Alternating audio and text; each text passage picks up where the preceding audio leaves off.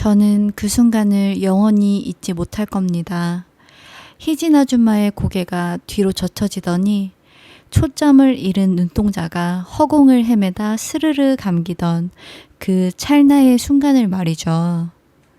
그건 단순한 잠이 아니었습니다. 온몸의 감각이 하나로 모였다가 일순간에 터져버려 뇌의 회로가 잠시 셧다운 되어버린 듯한 완벽한 혼절이었으니까요. 제 품 안에 안겨 축 늘어진 아줌마의 모습은 불덩이처럼 뜨거웠고 가쁜 숨을 몰아쉬는 입술 사이로는 옅은 탄성이 흘러나오고 있었죠. 그날 이후 희진 아줌마는 저를 더 이상 옆집 살던 꼬맹이로 보지 않습니다. 저를 바라보는 눈빛에는 수줍음과 함께 진득한 소유욕이 담겨 있죠. 요즘 저는 카메라 셔터를 누를 때마다 저도 모르게 입꼬리가 올라갑니다. 카메라 속에 담긴 세상보다 제 곁에 있는 아줌마의 온기가 더 선명하게 느껴지기 때문입니다. 희진이 아줌마와의 인연은 15년 전 제가 초등학교 5학년이던 시절로 거슬러 올라갑니다. 당시 저희 가족은 낡은 2층짜리 단독주택 1층에 새들어 살고 있었는데요. 주인집이었던 2층에는 저보다 20살 가까이 많은 갓 결혼한 새댁이었던 희진이 아줌마가 살고 있었습니다. 아줌마는 동네에서 미모의 새댁으로 통했습니다. 20대 후반의 나이였지만 대학생이라 해도 믿을 만큼 청초한 분위기를 가지고 계셨거든요. 하지만 어린 제 눈에도 아줌마에게서는 어딘가 모를 슬픔이 묻어났던 것으로 기억합니다. 보통의 아줌마들이 뽀글거리는 파마머리에 편한 몸빼바지를 입고 다닐 때 희진이 아줌마는 늘 긴 생머리에 하늘거리는 원피스를 즐겨 입으셨습니다. 아줌마가 계단을 내려올 때면 은은한 라일락 향기가 났는데 그 향기가 어린 저의 코끝을 간지럽히곤 했죠. 저는 학교가 끝나면 괜히 2층 계단에 앉아 아줌마가 나오기를 기다리곤 했습니다. 아줌마는 그런 저를 보면 우리 준우 왔니? 하며 환하게 웃어주셨는데 그 미소를 볼 때마다 심장이 쿵쿵 뛰어서 아무 말도 못하고 얼굴만 붉히던 기억이 납니다. 그때부터였던 것 같습니다. 제 첫사랑의 피사체가 희진이 아줌마로 고정되어 버린 것 말이죠. 15년 전, 그 여름은 유독 비가 많이 왔습니다. 장마가 시작된 어느 날 오후였어요. 집에 아무도 없고 저 혼자 집을 지키고 있는데 갑자기 쏟아진 폭우에 마당에 널어둔 빨래가 생각나 밖으로 뛰쳐나갔습니다. 그런데 2층 베란다에서 희진이 아줌마가 곤란한 표정으로 빨래를 걷고 계시더라고요. 저는 돕고 싶은 마음에 2층으로 올라갔습니다. 비에 흠뻑 젖은 채 빨래를 걷는 아줌마의 모습은 충격적이었습니다. 얇은 흰색 실크 블라우스가 빗물에 젖어 살결에 투명하게 달라붙어 있었거든요. 속옷의 레이스 무늬까지 선명하게 비치는 그 모습에 저는 그 자리에 얼어붙고 말았습니다. 빗물이 아줌마의 목선을 타고 쇄골을 지나 골짜기로 흘러내리는 그 광경은 어린 제가 감당하기엔 너무나 자극적인 아름다움이었습니다. 그날 저녁 2층에서는 큰 소리가 났습니다. 희진이 아줌마의 남편, 그러니까 주인집 아저씨는 사업을 한다며 며칠씩 집을 비우기 일쑤였는데 집에 들어오는 날이면 어김없이 고성이 오갔죠. 그날은 무언가 깨지는 날카로운 소리와 함께 아줌마의 비명 같은 울음소리가 들렸습니다. 저는 무서웠지만 한편으로는 젖은 블라우스 차림에 아줌마가 걱정되어 잠을 잘 수가 없었습니다. 다음날 아침 엄마 몰래 2층으로 올라가 봤을 때 현관문 앞에 쭈그리고 앉아 울고 있는 아줌마를 보게 되었습니다. 눈가는 붉게 부어 있었고 얇은 손목에는 멍자국이 선명했죠. 아줌마는 저를 보자마자 황급히 눈물을 훔치며 웃어 보이려 했지만 그 떨리는 입술은 감출 수가 없었습니다. 준우야, 아줌마 괜찮아. 라며 제 머리를 쓰다듬어 주던 아줌마의 손은 얼음장처럼 차가웠습니다. 그때 아줌마의 벌어진 가디건 사이로 보였던 쇄골의 붉은 생채기가 제 뇌리에 깊이 박혔습니다. 그건 단순한 상처가 아니라 누군가 거칠게 다룬 흔적이라는 걸 본능적으로 알 수 있었죠. 지켜주고 싶다는 마음과 금지된 것을 훔쳐본 듯한 죄책감이 뒤섞여 묘한 흥분을 느꼈던 것 같습니다. 그 후로 얼마 지나지 않아 저희 가족이 다른 동네로 이사를 가면서 아줌마와의 인연은 끊어졌지만 비 오는 날에 그 라일락 향기와 젖은 등은 제 기억 속 네거티브 필름처럼 선명하게 남아 있었습니다. 시간은 흘러 저는 26살의 청년이 되었습니다. 사진학과를 졸업하고 포토그래퍼로 활동하며 제법 자리를 잡아가고 있었죠. 인물 사진을 주로 찍었지만 마음 한구석에는 늘 채워지지 않는 갈증이 있었습니다.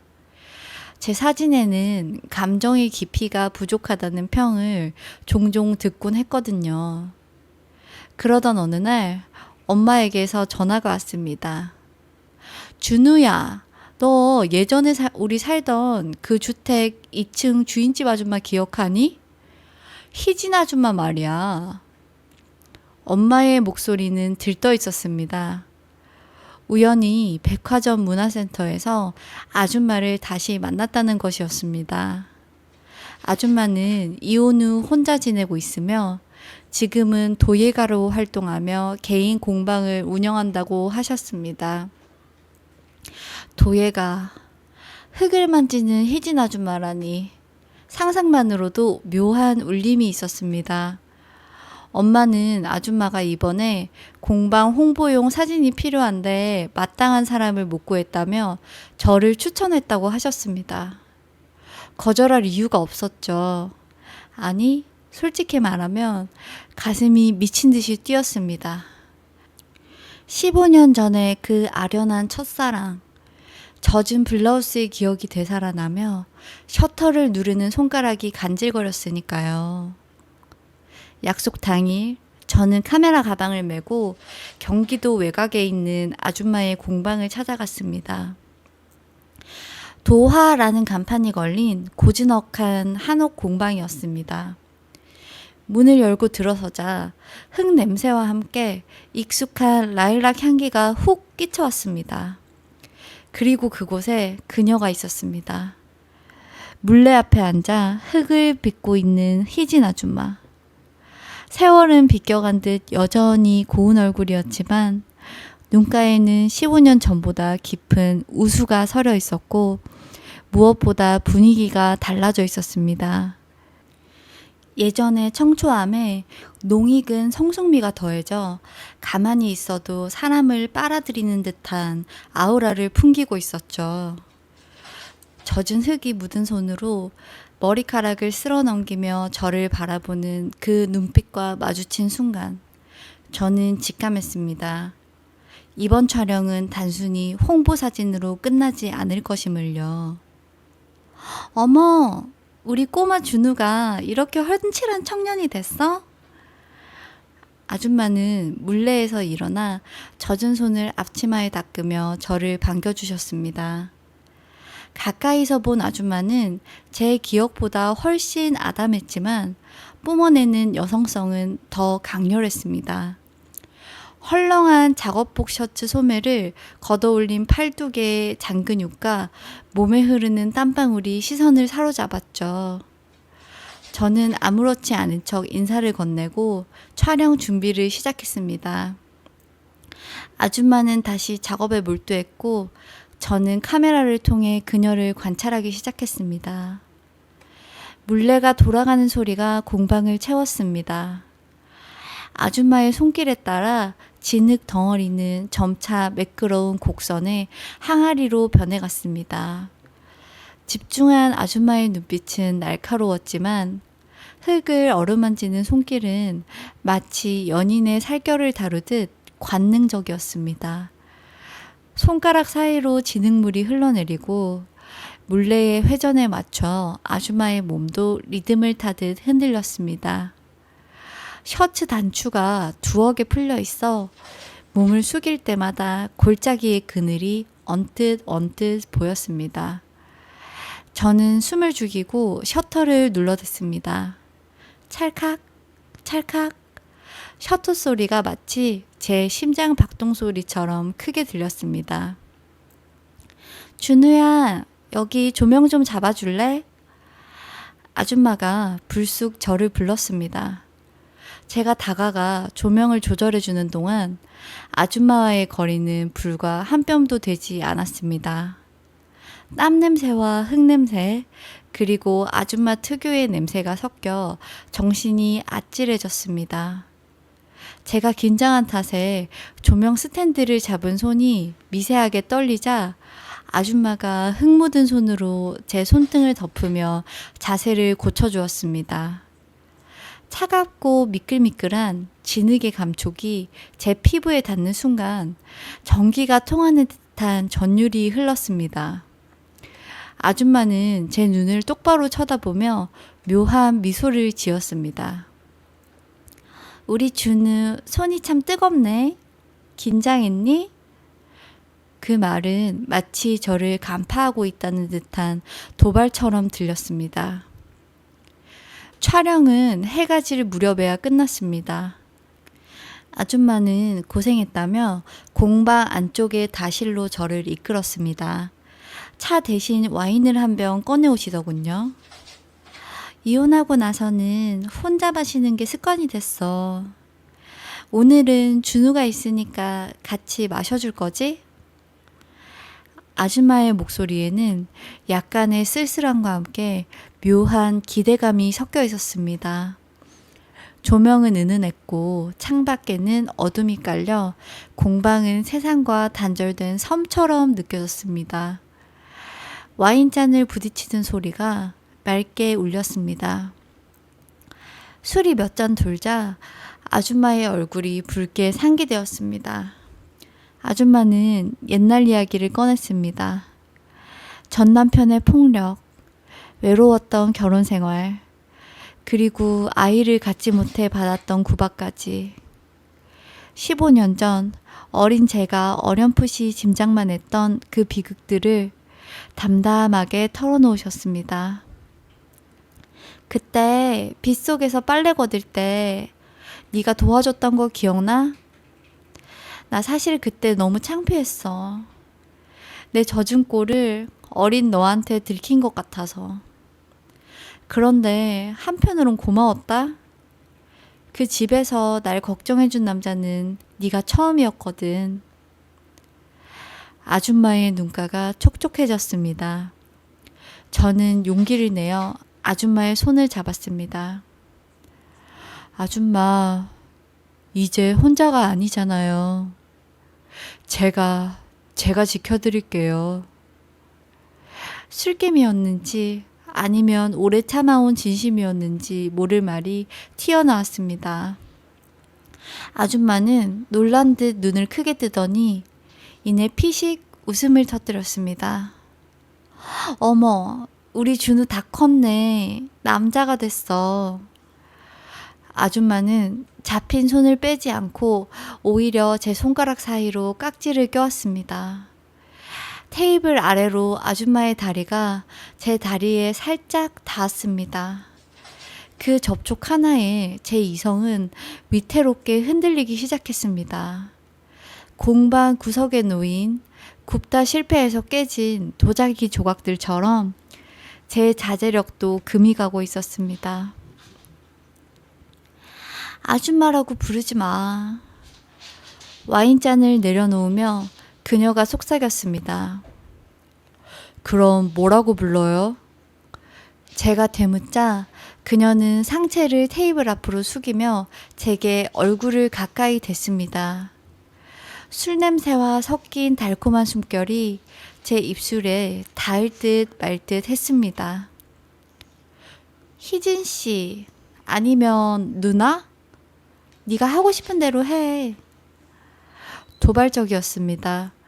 저는 더 이상 참을 수 없어 그녀의 뒷목을 감싸고 입을 맞추려 했습니다. 하지만 입술이 닿기 직전 그녀가 고개를 돌려 피했습니다. 준우야, 잠깐. 그녀가 제 가슴을 밀어냈습니다. 너 지금 분위기에 취해서 이러는 거야. 나는 돌싱이고 넌 창창한 총각이야. 이건 아니지. 그녀는 갑자기 현실을 자각한 듯 당황해하며 자리에서 일어났습니다. 하지만 그녀의 눈동자는 심하게 흔들리고 있었고 거친 숨소리는 그녀 역시 저를 원하고 있음을 말해주고 있었습니다. 저는 물러서지 않았습니다. 자리에서 일어나 도망치듯 작업실로 나가는 그녀를 뒤따라가 팔을 붙잡았습니다. 실수 아니에요. 15년 전부터 비 오는 날 아줌마를 본 그날부터 저는 한 번도 잊은 적 없어요. 제 고백에 그녀의 눈동자가 커졌습니다. 공방의 어둠 속에서 우리는 서로를 응시했습니다. 정막 속에서 물레 돌아가는 소리만이 환청처럼 들리는 듯 했습니다. 너 그거 진심이니? 그녀의 목소리가 떨렸습니다. 저는 대답 대신 그녀를 벽으로 밀어붙였습니다. 차가운 벽과 제 뜨거운 몸 사이에 갇힌 그녀는 더 이상 저항하지 않았습니다. 그녀의 시선이 제 입술에 머물렀다 다시 제 눈을 향했습니다. 그 눈빛은 멈추라는 경고가 아니라 어서 해버려 라는 무언의 애원이었습니다. 저는 천천히, 아주 천천히 그녀에게 다가갔습니다. 이번에는 아줌마도 피하지 않았습니다. 우리의 입술이 맞닿은 순간 15년을 참아온 땜이 터지듯 격렬한 감정이 폭발했습니다. 부드럽게 시작된 키스는 순식간에 서로를 탐하는 거친 호흡으로 변했습니다.